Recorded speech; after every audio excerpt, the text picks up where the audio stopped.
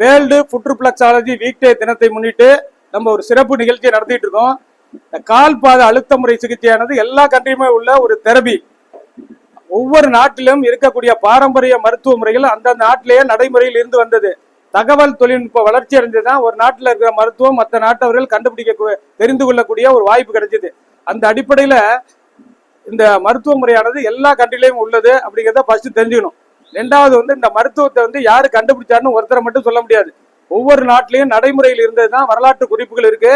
பாபிலோனியாங்கிற கண்ட்ரில 5000 ஆண்டுகளுக்கு முன்பு இந்த கால் பாத சிகிச்சை நடைமுறையில் இருந்தது என்பது மன்னருடைய கல்வெட்டுல கால் பாத படம் வரைந்து அதை ஆர்ட் பண்ணியிருக்காங்க. அது வரலாற்று குறிப்பு. சைனீஸ், ஜப்பானீஸ், அமெரிக்கன்ஸ் எல்லாருமே பயன்படுத்திட்டு வராங்க. நம்ம இந்தியாவை பொறுத்த வரைக்கும் சித்தர்கள் வளர்த்த கலை தான் இந்த கால் பாத சிகிச்சைகளை. சித்தர்கள் அதிகமா இதை பயன்படுத்தி நலம் பெற்று வந்திருக்கிறார்கள் என்று வரலாற்று குறிப்பு. இன்னைக்கு என்னன்னா, மன அழுத்தத்தை கால் பாத சிகிச்சை எப்படி கட்டுப்படுத்துகிறது, அதான் நம்மளுடைய கான்செப்ட். இதுல என்ன தெரிஞ்சுக்கிறோம்னா, நம்ம உடலை இயக்கிறதே 10 உறுப்புகள் தான், வேற எதுவுமே கிடையாது. நம்ம உடலை இயக்கிறது என்ன 10 உறுப்பு தான். ஒன்னு heart, spleen, kidney, urinary bladder, liver, gall bladder, lungs, stomach, small intestine, large intestine. இந்த 10 உறுப்புகள்ல வர்றதா டிசீஸ், வேற புதுசா எதுவும் வர்றதில்லை. ஹார்ட்ல ஒரு ப்ராப்ளம் வந்துச்சுன்னா அதுல 100 வகையான பாதிப்புகள் இருக்கு. ஸ்டெமக்ல 100 வகையான பாதிப்புகள் இருக்கு. அதே மாதிரி லிவர்ல 100 வகையான பாதிப்புகள் இருக்கு. கிட்னில 100, சொல்லிட்டே போயிட்டே இருக்கலாம். இந்த 10 உறுப்பு ஆர்கான் என்ன 10 தான். இந்த 10 ஆர்கானையே ஆட்டி படைக்கக்கூடிய தன்மை படைத்தது 7 எண்டோகிரின் கிளாண்ட். அந்த எண்டோகிரின் கிளாண்டுடைய துணை இல்லாம நம்ம உடலுடைய இயக்கங்கள் செயல்படாது. அப்போ எண்டோகிரின் கிளாண்ட்னா 7 நாளமில்லா சுரப்பிகள்ல பிட்யூட்டரி சுரப்பி மிக முக்கியமான சுரப்பி. நமது தலையில் இருக்கக்கூடிய மூளையில் முன்பகுதியும் பின்பகுதியிலும் இந்த பிட்யூட்டரி சுரப்பி இருக்கு. இது 8 வகையான ஹார்மோனை சுரக்கிறது. அதுல ஒண்ணுதான் உடல் வளர்ச்சிக்கு தேவையான ஹார்மோன். அது சுரந்தாதான் உடல் வளர்ச்சி இருக்கும், இல்லைன்னா வளர்ச்சியை குள்ளத்தன்மை ஏற்படும். 2வது, ஆண் பெண்களுக்கு குழந்தை பாக்கியத்தை ஏற்படுத்தக்கூடிய ஹார்மோனை சுரக்கிறதே இந்த பிட்யூட்டரி சுரப்பி தான். அந்த குழந்தை பாக்கியத்தை ஏற்படுத்தக்கூடிய விந்து உற்பத்தியை ஹார்மோன் அது சுரக்கலன்னா குழந்தை பாக்கியமே ஏற்படாது. அந்த குழந்தை பாக்கியத்துக்கு குடிக்கக்கூடிய ஹார்மோனை அந்த பிட்யூட்டரி சுரப்பி தான் சுரக்குது. அதே போல ஒரு மனிதனுக்கு ஏற்படக்கூடிய அறிவு, ஆற்றல், திறமை, புரிந்து கொள்ளக்கூடிய சக்தி இயற்கையா இருக்குன்னா அதை டெவலப் பண்ணக்கூடிய ஹார்மோனையும் அந்த பிட்யூட்டரி சுரப்பி தான் சுரக்குது.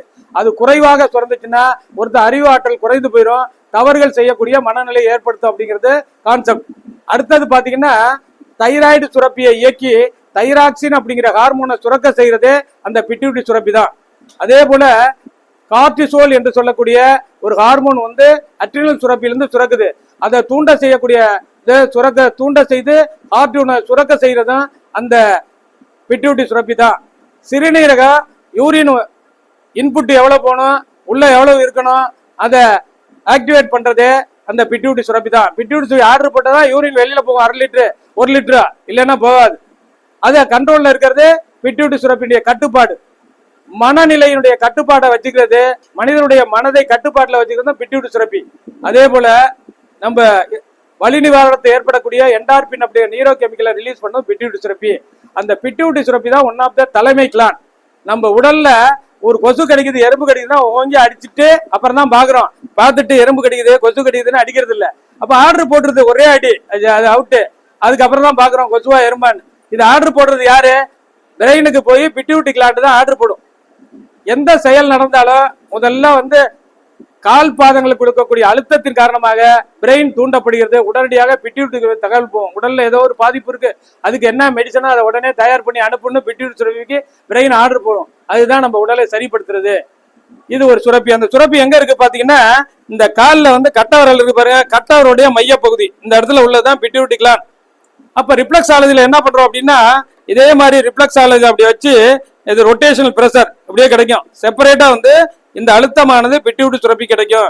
இது மாதிரி ஒரு 25 கவுண்ட்ஸ் அப்படி கொடுக்கணும்னா reach to energy pituitary gland. தூங்குறவரை போய் இப்ப 4 மணிக்கு ட்ரெயினுக்கு போகணும், 3:50 நல்லா தூங்கிட்டே இருக்காங்க, அப்படியே விட்டோம்னா 5 மணியே தூங்குவாங்க. அப்புறம் கொஞ்சம் மெதுவா தட்டி எடுத்தோம்னா மெதுவா எழுந்திருப்பாங்க. அதே மாதிரிதான் இந்த சுரப்பியை கொடுக்கக்கூடிய எனர்ஜி போகும்போது அது கொஞ்சம் கொஞ்சமா அந்த எனர்ஜி மீண்டும் தன்னுடைய இயக்கத்தை சமநிலைக்கு கொண்டு வரும். இதுதான் அதனுடைய கான்செப்ட். இதுதான் முக்கியமா நம்ம இயக்கக்கூடிய ஒரு அமைப்புல உள்ளது. இப்படியே ரொட்டேஷன் இது மாதிரி 25 கவுண்ட் கொடுத்துட்டோம்னா அது போயிடும். அதுக்கப்புறம் பாத்தீங்க அப்படின்னா, இதுக்கு பக்கத்திலேயே ஒரு சுரப்பி இருக்கு, அது பீனியல் சுரப்பி. அதான் 3வது கண் என்று சொல்லக்கூடிய நெற்றி கண்ணை ஆக்டிவேட் பண்ணக்கூடிய சுரப்பி வந்து பீனியல் சுரப்பி. இதுல இருந்து சுரக்கக்கூடிய சுரப்பி நீர் அதிகமா சுரக்கும் போது எதிர்காலத்துல என்ன நடக்கும்னு சொல்லக்கூடிய ஆற்றலும், 500 ஆண்டுகளுக்கு முன்னாடி என்ன நடந்துச்சு அப்படின்னு சொல்ற ஆற்றலும், 1000 ஆண்டுகளுக்கு முன்னாடி என்ன நடக்கும் அப்படின்னு சொல்லக்கூடிய ஆற்றலை கொடுக்கறது தான் அந்த பீனியல் சுரப்பி. அதனாலதான் பெரிய சித்தர்கள் எல்லாம் ரொம்ப நாள் ஜபம் இருக்கும்போது இந்த இடத்துல வந்து ரொட்டேட் ஆக பீனியல் சுரப்பி சுரந்துச்சுன்னா பாடி பறந்து போயிடும். அப்போ ஓலைச்சூடி எழுதியிருக்காங்க, நிறைய எழுதியிருக்காங்க. அப்படிப்பட்ட ஆற்றல் மிக்க பிட்யூட்டரி சுரப்பி நம்ம மூளையினுடைய நடுப்பகுதியிலிருந்து செயல்படுது. அதுல இருந்து சுரக்கக்கூடிய மெலட்டோனின் அப்படிங்கிற வேதிப்பொருள் தான் நம்ம ரத்தத்தில் இருக்கக்கூடிய உடல்ல இருக்கக்கூடிய கேன்சரை குணப்படுத்தக்கூடிய ஒரு மெடிசன். என்னன்னா இயற்கையா நம்ம உடல்ல சுரக்குதுன்னா மெலட்டோனின். அந்த மெலட்டோனின் ஹார்மோன் வந்து உடல்ல சுரந்துச்சு அப்படின்னா கேன்சர் செல்ல கேன்சரே யாருக்கும் வராது. ஆக இந்த மெலட்டோனின் என்று சொல்லக்கூடிய ஹார்மோன் எப்ப சுரக்கணும்? நைட்டு 10 மணில இருந்து விடிய காலம் 5 மணிக்கு தான் மெலட்டோனின் சுரக்கும். அப்பதான் தூங்கணும்.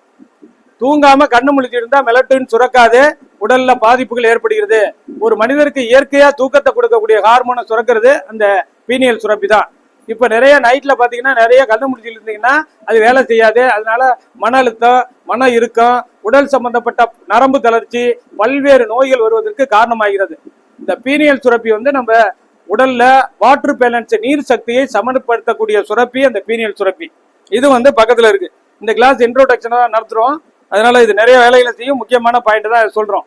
அப்ப வந்து இருட்டுல வந்து தவிர்க்க முடியாம வெளிச்ச ரூம்ல இருந்துச்சுன்னா நீ என்ன கருப்பு துணியை கட்டிட்டு நல்லா தூங்க. இயற்கையா வந்து மெலட்டோனின் துறக்கும். ரொம்ப நாளைக்கு முன்னாடி வெளிநாட்டுல ஆராய்ச்சியாளர் அமெரிக்கா, ரஷ்யா போன்ற ஆராய்ச்சி பண்ணி இந்த கேன்சர் ஏன் அதிகமாகுது, இது காரணம் என்ன அப்படிங்கும் போது நிறைய பேர் இப்ப நைட்ல வீட்டுல லைட்ல போய் எரியதுல வெளிச்சத்துல தூங்குறாங்க. அது சுரக்காததுனால பாதிப்புன்னு பேஷண்ட்டுகளுக்கும் வரக்கூடிய ஒரு நைட்ல கருப்பு துணியை போயிட்டு தொழிற்சாலையில தூங்குறவங்களுக்கு கொடுக்குறாங்க. இந்த பீனியல் சுரப்பி எப்ப சுரக்குன்னா நைட்டு 10 மணிக்கு அது ஆரம்பிக்குமா. பீனியல் இருந்து வரக்கூடிய பார்வை நரம்புகள் கண் வழியா வந்து வெளியில வெளிச்சம் இருக்கான பக்கம் வெளிச்சம் இருந்துச்சு அப்படின்னா அது சுரக்காது, அரெஸ்ட் ஆயிடும். வெளிச்சம் எல்லாம் சுரக்கும். அதனாலதான் நம்ம முன்னோர்கள் 100 ஆண்டுகளுக்கு பிறகு இந்த கேன்சர்னே தெரியாம நிறைய பேர் நல்ல ஆரோக்கியமா வாழ்ந்திருக்காங்க. ஆனா இன்றைய காலகட்டத்தில் வெளிச்சத்துல நிறைய இருக்கிறதுனால இரவுகள்ல தூக்க பாதிப்புனால நிறைய பேருக்கு சோமனி டைப் ஆஃப் கேன்சர் நிறைய பாதிப்புகள் ஏற்படுது. அப்ப இந்த 2 சுரப்பியை நம்ம தூண்டுவது போல மன அழுத்தம், மன இறுக்கத்தை வந்து கட்டுப்படுத்தலாம். அதுக்கப்புறம் முக்கியமான சுரப்பி அப்படின்னா இந்த தைராய்டு, பாராதைராய்டு சுரப்பி. அவனின்றி ஒரு அசையும் அசையாது அப்படின்னு ஒரு பழமொழிக்கு இந்த தைராய்டு சுரப்பி பங்கன் ஆகலன்னா உடலே பங்கன் ஆகாது. உடலை கட்டுப்பாட்டுல வச்சுக்கூடிய சுரப்பி என்னன்னா இந்த தைராய்டு. இந்த தைராய்டுல இருந்து சுரக்கக்கூடிய ஹார்மோன் பேரு தைராக்சின் பேரு. அந்த ஹார்மோன் எதுக்கு பயன்படுதுன்னா நம்ம உடல்ல இருக்கக்கூடிய நச்சு பொருள்கள், கழிவுப் பொருள்கள், இறந்த செல்கள்லாம் உடல்ல தங்காதவாறு ஒவ்வொரு நாளும் அது சுரந்து எப்படி நம்ம வீட்டை கிளியரா வச்சுக்கோமோ அது மாதிரி உடல்ல எங்க மூளை முடுக்கெல்லாம் கிருமிகளோ நச்சு பொருள்களோ எதா இருந்தாலும் எல்லாத்தையும் கொண்டு வந்து அடிச்சு மோசன் வழியாக யூரின் வழியா வெளியேற்றி உடலை ஆரோக்கியமா வச்சுக்கிற பொறுப்பு யாருன்னா அதனுடைய கண்ட்ரோல். அப்ப தைராய்டு நிறைய பேருக்கு வருது. தைராய்டு சரியா வேலை செய்யல அப்படின்னா, சுரக்கல அப்படின்னா உடல்ல நிறைய நச்சு பொருள்கள், கழிவுப் பொருள்கள், இறந்த செல்கள்லாம் ஸ்டோரேஜ் ஆயிரும். அதனால என்ன ஆகும்? உடல் பருமன், முடி கொட்டுதல், எல்லா ஜாயின்லையும் வந்து வலி வந்துடும், நடக்க முடியாது, டயர்னஸ் வந்து அதிகமா இருக்கும். நிறைய பேருக்கு பெண்களுக்கு வந்து மாதவிடாய் பிரச்சனை, கருமுட்டை சிதைவு, குழந்தை பாக்கியம் இல்லாத ஒரு சூழ்நிலை, அடிக்கடி வந்து இன்ஃபெக்ஷன் டிசார்டர், இப்படி நிறைய சோமனி டைப் ஆஃப் டிசீஸ் வர்றதுக்கு காரணமா அமைஞ்சிரும். நம்ம ரிஃப்ளெக்ஸாலஜி சிஸ்டத்துல இருக்கக்கூடிய எண்டோக்ரின் பாயிண்ட்லாம் அழுத்தம் கொடுத்து தைராய்டை வந்து நார்மல் புக்கு கொண்டு வரலாம். தைராய்டு சுரப்பிய அதுக்கு நமக்கு பாசிபிள் இருக்கு. அடுத்தது பாத்தீங்கன்னா அது கீழே இருக்கிறது இந்த கிட்னி. இந்த கிட்னியுடைய தலைப்பகுதியில அட்ரினல் கிளான்ஸ் 2 இருக்கும். சிறுநீரகத்தின் உச்சியில இருக்கிற சுரப்பி வந்து அட்ரினல் கிளான். இது எதுக்கு இதோடைய வேலை என்னன்னா 3 முக்கிய வேலை. ஒண்ணு வந்து வெளியில இருக்கிற ஆக்சிஜனை நோஸ் வழியா லங்ஸுக்கு கொண்டு போய் ரத்தத்துல கலந்து உடல்ல எல்லா பகுதிகளுக்கும் தங்கு தடை இல்லாம ஆக்சிஜனை சேர்க்கக்கூடிய பொறுப்பு எதுன்னா இந்த அட்ரினல் கிளாண்ட்ல சுரக்கக்கூடிய ஒரு ஹார்மோன். அது சரியா வேலை செய்யலன்னா ஆக்சிஜன் உடல்ல குறைஞ்சு போயிடும், ஹியூமோகுளோபின் குறைஞ்சு போயிடும், கொஞ்சம் 10 ஸ்டெப் நடந்தாலே மூச்சு திணறல் ஆகும், அப்புறம் ஹார்ட் ப்ராப்ளம் ஆகும், பலவித பாதிப்புகளை ஏற்படுத்தும். இந்த அட்ரினல் சுரப்பியுடைய நம்ம உடல்ல வேலைன்னா லங்ஸ் டிசார்டர், அதே மாதிரி இருதயத்தை பாதுகாப்பது, இருதய ரத்த குழாய்கள் வந்து சீரா இயங்கணும். பிளட் சர்க்குலர்னா அட்ரினல் சுரப்பி ப்ராப்பரா ஃபங்க்ஷன் ஆகணும். அட்ரினல் சுரப்பி ப்ராப்பரா ஃபங்க்ஷன் ஆகணும்னா ரத்த குழாயில் அடைப்பு ஏற்பட்டு கொலஸ்ட்ரால் பனிமன்கள் நிறைய ஆகி பல்வேறு ஹார்ட் ப்ராப்ளம் வர காரணமாயிரும். அதோடு மட்டும் இல்ல கார்டிசோல் என்று சொல்லக்கூடிய ஒரு ஹார்மோனை சுரக்கிறது என்னன்னா இந்த அட்ரினல் சுரப்பி. இந்த கார்டிசோலை சுரக்க தூண்டுவது என்னன்னா பிட்யூட்டரி சுரப்பி. இந்த கார்டிசோல் ஹார்மோன் குறைவா சுரந்தா உடல் ஆரோக்கியத்துக்கு நல்லது. அது அதிகமா சுரந்துச்சுன்னா என்ன ஆகும்? படபடப்பு தன்மை ஏற்படும், உயர் ரத்த அழுத்தம் ஏற்படும், இரத்த குழாய்கள் விரிவடைந்து சர்க்குலேட்டரி சிஸ்டம் ரொம்ப அதிகமாகும் போது, அதே முன்னாடி சொன்னாப்புல அந்த இரத்த குழாயில் சர்க்கரை படிமங்கள், அதே மாதிரி கால்சியம் படிமங்கள், கொலஸ்ட்ரால் படிமங்கள்லாம் வேகமாக போகக்கூடிய சர்க்குலேட்டரி சிஸ்டத்தில் கரைஞ்சி வேகம் போகும்போது கிட்னி கிட்ட போகும்போது, நேராக ஹார்ட் கிட்ட போகும்போது பிளாக்கேஜ் ஆகும்போது தான் சடன் ஹார்ட் அட்டாக் வருது.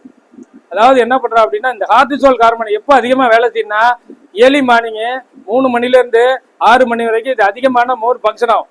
அந்த நேரத்தில் தான் நிறைய பேருக்கு இருதயத்தை பாதுகாக்கணும், அமைதியாக இருக்கணும் அப்படிங்கிறது. ஆக மன அமைதியை ஏற்படுத்துவதற்கு பிட்யூட்டி சுரப்பி, பீனியல் சுரப்பி, தைராய்டு, பாராதைராய்டு, அதே மாதிரி லிம்கிளான், இது எல்லாமே வந்து நம்ம அழுத்தம் கொடுத்து வந்தாலும் மன அமைதி ஏற்பட்டு பெரும்பாலான நோய்கள் வராமல் தடுப்பதற்கு இந்த சிஸ்டம் பயன்படும். அதனால வந்து ஏதோ இந்த மசாஜ் மாதிரி கால் பாதத்தெல்லாம் அழுத்துறோம் அப்படின்னு தெரிஞ்சுக்கிட்டு அழுத்துறோம்னா வியாதிகள் கூட ஏதோ ஒரு ரிலாக்ஸேஷன் கிடைக்கும், வியாதிகள்லாம் உள்ள இருந்து போயிடும். என்ன இப்ப பாத்தீங்கன்னா யாரை பார்த்தாலும் 10 வருஷமா இந்த பிரச்சனை இருக்கு, 20 வருஷமா பிரச்சனை இருக்கு, 15 வருஷமா பிரச்சனை இருக்குன்னு சொல்றாங்க தவிர 6 மாதம் ட்ரீட்மெண்ட் எடுத்தா அந்த பிரச்சனை இருந்து கம்ப்ளீட்டா போயிட்டுன்னு சொல்ற அளவுக்கு குறைவு.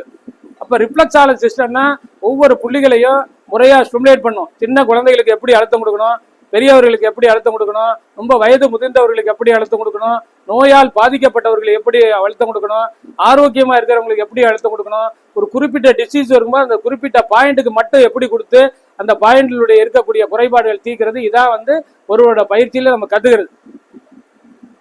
இதுதான் வந்து நேஷனல் ஸ்கில் டெவலப்மெண்ட் மூலமாக டிப்ளமா இன் ஃபுட் ரிஃப்ளெக்ஸாலஜி பயிற்சி நம்ம நடத்திட்டு வரோம். இது வந்து ஒரு தொழில் சார்ந்த பயிற்சி. இதை முறையாக படித்து எக்ஸாம் எழுதி அதில் வெற்றி பெற்று அந்த சான்றிதழ் பெற்ற பிறகு இதை பகுதி நேரம் முழு நேரம் தொழில் செய்து தெரபிஸ்டாக நம்ம வாழ்க்கை தரத்தை உயர்த்த பயன்படும். இன்னைய இந்த கால்பாதை நம்ம இதில் வந்து இதை இந்த கான்செப்ட். அதனால எல்லா தெரபிஸ்டும் ஏதோ போனோம் கற்றுக்கிட்டது இல்லாமல் நல்ல திறமையாக நிறைய ப்ராக்டிக்கல் ட்ரைனிங் எடுக்கணும், நிறைய கான்ஃபிடன்ஸ் தான் போகணும், உட்காரணும், அமைதியாக கேட்கணும். இன்னும் சாரை போட்டு நிறைய விஐபிலாம் அழைச்சி பேச சொல்லுவோம், நிறைய கருத்துக்களை சொல்லுவாங்க. அப்போ நாலேஜ் வளரும், நம்ம வாழ்க்கை தரத்தை உயர்த்துவதற்கு இதான் பயன்படும் அப்படின்ட்டு கேட்டுக்கொண்டு, இது நிகழ்ச்சியாக இருந்தால் நம்மள்ட்ட படிக்கிறவங்களே வந்திருந்தாலே ஒரு 65 பேர் படிக்கிறாங்க. ஆனால் அவங்களுக்கு என்ன இந்த கான்ஃபிடன்ஸ்னா என்னன்னே தெரியாது. நிறைய பேருக்கு கான்ஃபிடன்ஸ்னா என்ன சார் அப்படின்னு பல பேர் என்ன அப்படியெல்லாம் இருக்கு. இன்னும் இருந்தாலும் பல சிரமத்தை பார்க்க இப்போ வந்து நம்ம நாமக்கல்ல நம்ம சார் விட்டுருக்காருன்னா அவர் துடிப்பா இளைஞர். அவர் எத்தனை வயசு சார் ஆகுது உங்களுக்கு இப்போ? ஆமா, அதே மாதிரி அவர் அரசு பணி ஓய்வு பெற்று நயேந்திர தருமபுரியிலேருந்து வந்திருக்காரு, இப்போ சேலத்துலேருந்து வந்திருக்காங்க. இப்படி பல பகுதியிலேருந்து வந்தவங்கலாம் பார்த்தீங்கன்னா ஒரு ஆர்வம் இதனால வர்றது. புதுக்கோட்டையிலேருந்து ஒரு நண்பர் வந்திருக்காரு, கடலூர்லேருந்து வந்திருக்காரு, ராமநாதபுரத்துலேருந்து வந்திருக்காரு. இவங்கெல்லாம் வந்து அந்த தொழிலில் ஒரு ஈடுபாடு இருக்கிறதுனால மக்களுக்கு சேவை செய்யணும், நமக்கு ஒரு வருமானம் வரும், வாழ்க்கை தர உயரும். அதனால இந்த பயிற்சியை முழுமையாக கற்று அனைவரும் நலம் பெற வேண்டும் என்று கேட்டுக்கொண்டு, கால்பாத சிகிச்சை, அக்கு பிரஷர், அக்கு பஞ்சர், ஃபுட் ரிஃப்ளெக்ஸாலஜி பயிற்சி பெற விரும்புவோரும் சிகிச்சை பெற விரும்புவோம் தொடர்புள்ளவும் டாக்டர் ரவிச்சந்திரன், 30 ஆண்டுகள் அனுபவமிக்க மருத்துவர், அண்ணா நகர், சென்னை. நன்றி, வணக்கம்.